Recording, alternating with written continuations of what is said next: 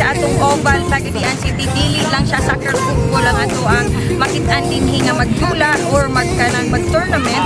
So naapoy dahil laing sports nga kani siya napaguhan ko kay karon papunta ko na sinati ug unsa di ay ni nga sports.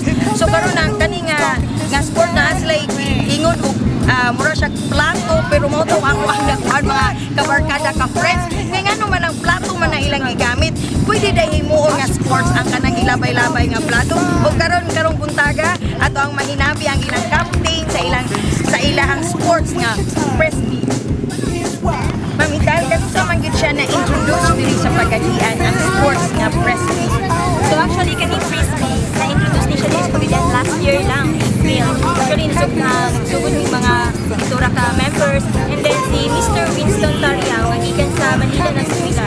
Iyahang gidala diri ang kaning sport na frisbee since nga dili para po na makalingawan ng mga bata ba.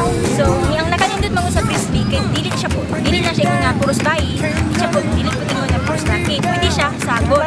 Puros then karon ang among actually nag-celebrate namin sa mga first anniversary last April dito sa Daog. Nag-conduct yung kanang hot tournament kung asa among i-invite ng mga interesadong players dito sa Pagadian. Dili siya by team kundi individual para at least makabalo sila kung saan siya nga dula nga sport and para ma-expand ang idea dito sa Pagadian.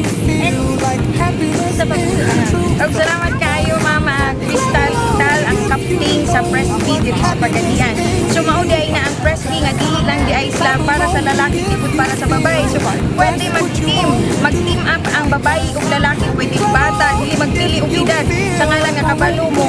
Labay ani gitawag nila nga plato.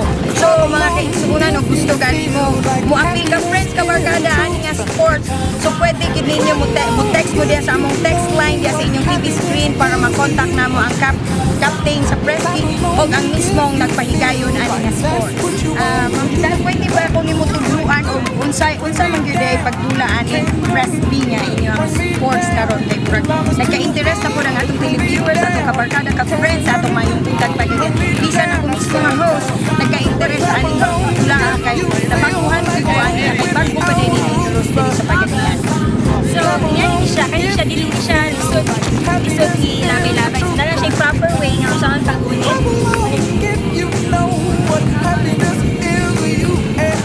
Wala siya gitawag nga forehand. And then ang ikatwa na nga pamagi sa paglabay ang tawag na tumabakhan. Sa backhand, gamitan na mo siya ang frisbee. Yan yan pag-grip dapat goat yung pag-grip pero igura po siya nga para dali na siya malabay. So yan backhand na siya sa backhand. So yun, pantik sa yabang ka. Ilabay backhand ha.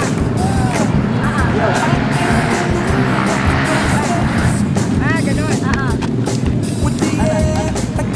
So mo niya po practice na ko daan. So amo na mong invite na mag-practice na tayo kay sayo nag-enjoy kayo ang sports nga frisbee. So sulayan na po na to. Inaturan siya paglabay.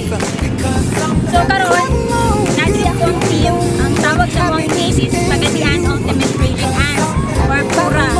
And para makita mo sa mga laing mga activities, i-search na niyo sa Facebook ang